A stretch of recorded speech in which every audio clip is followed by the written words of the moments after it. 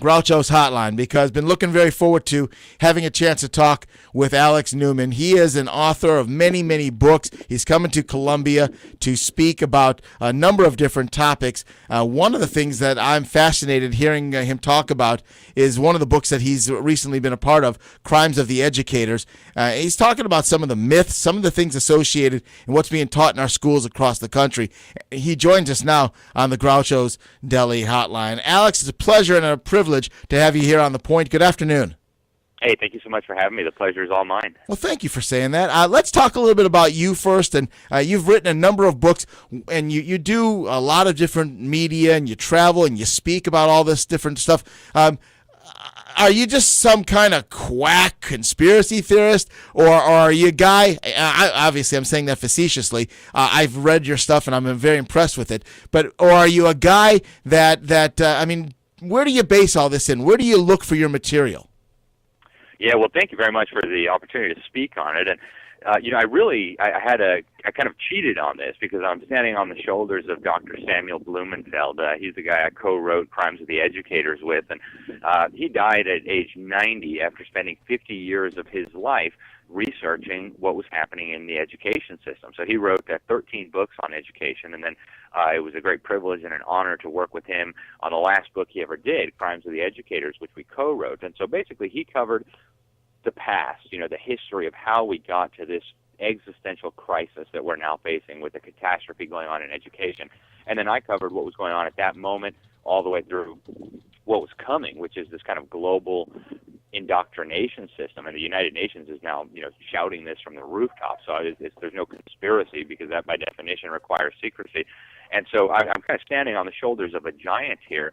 But I have been very blessed to be able to research this for many, many years. I've got an education library that I think would blow most people's minds, and I've been working with probably some of the leading experts in this field, people like Charlotte Iserbyt, who served as a senior advisor on education policy in the Ronald Reagan administration. That's just one example among many. We're talking with Alex Newman, and again, the book that I wanted to focus on was The Crimes of the Educators. And tell me a little bit about what's going on out there. What are some of the things that people just you want to open their eyes to? Well, I think in my view, there's two critical things that are happening that, as Ronald Reagan's administration figured out when they did the report on the National Commission on Excellence in Education, literally threatened the future of our nation, our existence as a people.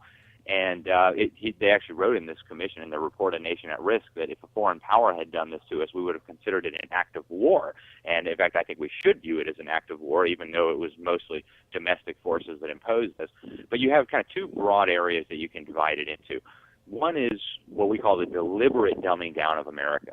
Everybody knows that the government school system is an absolute disaster right now, but there's this widespread misconception that this was all some sort of giant accident. We just suddenly forgot how to educate children, and we just waste $1.3 trillion a year, and it's just all some huge national accident that nobody understands. The reality is that this was deliberately engineered this way, and that what is happening was the product of a strategic and calculated assault on real education by people who were frankly very open about their agenda. They were socialists, they were communists, they were anti-God, they wanted to remove God from education, and they said all this, right? We don't have to speculate. They wrote about it in essays, and they gave speeches about it. So that's the one part, the deliberate dumbing down of Americans. And this includes, a big part of our book, Crimes of the Educators, is about this. This includes using quack methodology when it comes to teaching reading that we've known since the 1840s is absolute quackery and doesn't work and leaves children with massive reading disabilities, lifelong handicaps. And again, we've known this for over 150 years now, and yet it is still in our schools, mandated under the Common Core system. The other problem is the indoctrination and the brainwashing of our children. And, if you want to see the fruits of it, you just look at the polling data. Young Americans today are more likely to rather live in a socialist country than in a free country. That ought to tell you something. Where do you think they get these ideas from? They didn't just wake up one morning and decide they were socialists. This Amen. was a product of brainwashing. Now we have, 27% of kids in California say they're gender non-conforming, boys who don't believe they're boys, girls who don't believe they're girls. I mean, this is asinine, but it's all the product of deliberate indoctrination, and it would not be happening were it not for this indoctrination. So I think those are the things that people really need to understand. And if we don't get these things under control, again, our future, our country, our liberties are all at risk. We are talking with Alex Newman. He is one of the co-authors of Crimes of the Educators, and he's carrying that mantle forward, talking about some of the things that the indoctrination thing is what really gets me, because I look across the country, and I mean, there's so many different things you can point to, Alex, that are happening in our schools right now that just, and I'm 50 years old. I have 2 children in public schools right now. I feel like they're getting a pretty good education in the sense that I think their teachers are committed to helping them, to teaching them to learn. I have a hard time, Alex, with the material a lot of times of what they're hearing, and it's pretty tough to hear some of the things that they come home spewing out that I have to sit there and rationalize, and then I sit there and I try to explain to them, okay, well, that's one way, but let's do some creative thinking on this, and let's look at it from this perspective too. And I mean, they know their dad's a conservative talk radio host, so they know what they're getting into when they bring up these conversations with me. I'm just worried that they're not getting 2 sides to anything. That's exactly right. And, I think you hit the nail on the head when you talk about the teachers. Most of the teachers, the great majority of the teachers, are decent, honorable people who want to do the right thing. I mean, nobody gets involved in education because they want to dumb down and brainwash kids, except the people at the very top. And so that's what we're talking about. We're talking about the educational deep state, if you will, to use a term that's in the popular lexicon today, the establishment that controls the education system and that really forces teachers' hands. And there's a lot of renegade teachers, who will still teach reading the proper way using phonics. They just have to cover it all up quickly when their evaluation comes in or the evaluators come in. But you're right. They're not only not getting 2 sides of the story, they are getting only one side, and it's not even a legitimate side, right? They are learning things. They are being forced to teach things, and I know many, many teachers in the public school system. They are being forced to teach things that just are not true. And the kids leave the schools believing absolute absurdities. One of the people working on this project, just to give you an example, with me is Dr. Duke Pesta. He runs the Freedom Project Academy. It's an online classical Christian school. And he also teaches literature. He's a professor of literature at the University of Wisconsin. And he does a survey of his students every year as they come in.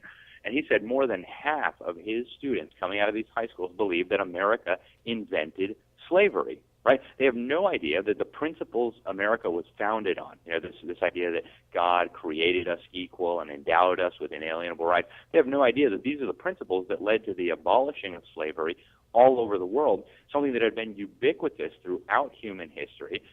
In virtually every civilization, every culture was destroyed as a result of the principles that America was founded on. The kids have no idea, and it's because they went through 12 years of indoctrination and brainwashing. So if they don't have parents to guide them through this stuff, to teach them the truth, they're going to end up lost inevitably.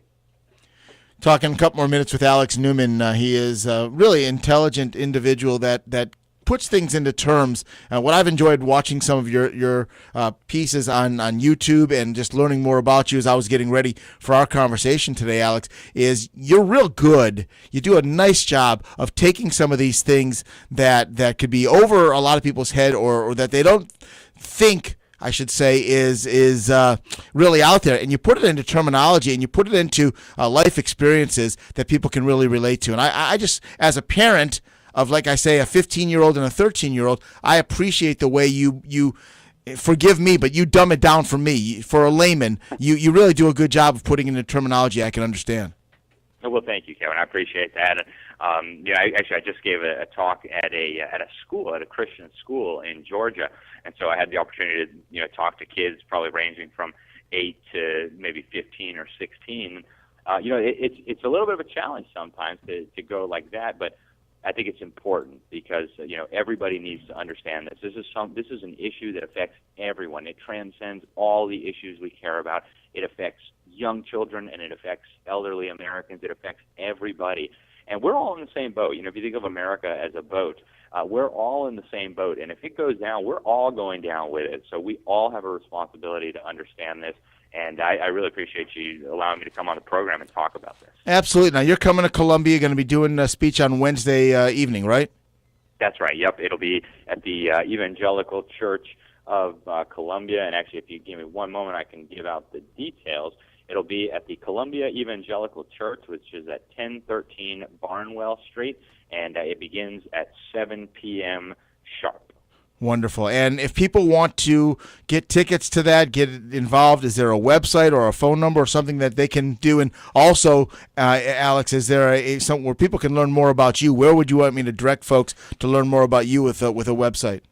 Well, if people want to know about me personally, you can go to Liberty Sentinel, sentinel.org/bio, and you'll get my full biography there. And if people want to get tickets or have any questions about the event that's coming up, they can get in touch with Lieutenant Colonel E. Ray Moore, who's the founder of Exodus Mandate and Frontline Ministries.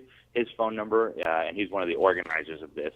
It's sponsored by a few organizations, including his and U.S. Parents Involved in Education, which I serve on the board of, along with Michelle Malkin and some other great Americans. His phone number is 803-237-8680. That's 803-237-8680, and he can tell you anything you need to know. And I'm not 100% sure if there's tickets for this or not, but if you need them, he's the guy to get them from. Perfect. Listen, welcome. Looking forward to having you come to Columbia, and appreciate the visit. Hopefully we could talk on a more regular basis, Alex. Wonderful. Thank you so much, Kevin. I'd really appreciate that, and I appreciate you having me on. That's our privilege. Take care, and safe travels to you. You too. Thank you so much. Thanks very much. Alex Newman joining us on the Groucho's Hotline.